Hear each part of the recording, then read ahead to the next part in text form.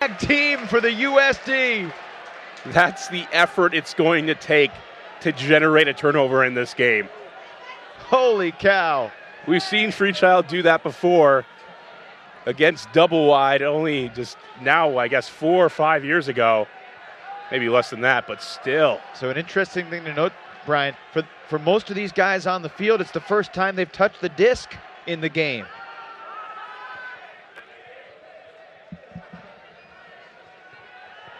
Henry Conker looks like he shaved from yesterday. Has stopped a lot of great players in his day, wondering how the USA can try to slow down Masahiro Matsuno, who has seemingly gotten open at will. Farrell has a lot of experience in that, going back to the World Games where he had to defend Matsuno. Here, and we start to see the Japanese zone in adjustment. A lot of players playing in space. They do a great job of communicating and switching of the mark, and sometimes not even worried about the mark. Here, Karlinski, middle of the field. They just want to make sure all the options downfield are covered. And we saw even a little bit trickery against Team Canada in the top of the power pool game, where all of a sudden they pulled it and didn't even bother to rush down on the pole, just gave half field to Canada and pretty much let them score. Karlinski thought about going over the top. Furuzawa is the deep for Japan. Way downfield to the left of our shot. Kittredge has come back into the handler core for the moment. USA deliberately taking time, working downfield.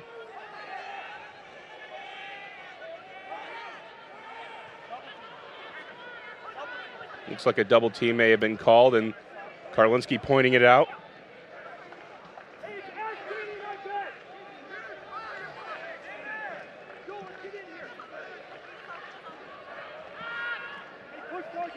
Well, this look is a little different from some of the other zones that Japan has run.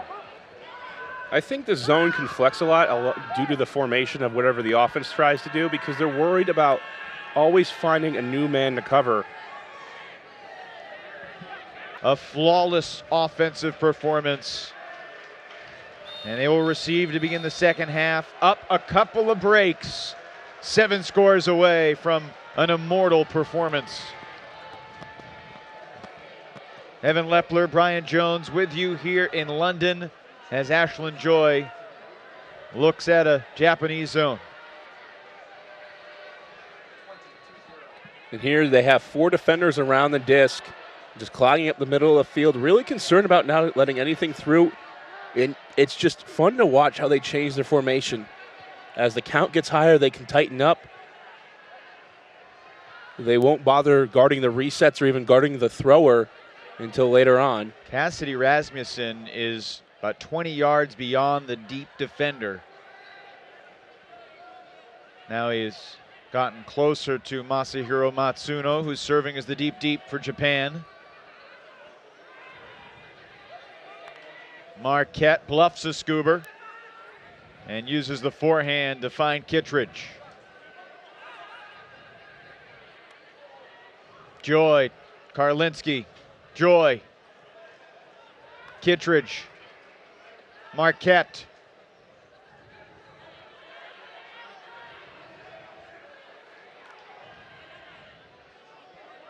While a lot of zone defenses, Brian, would have switched into a matchup D by this point of the field, Japan typically stays in it almost the entire way to the end zone.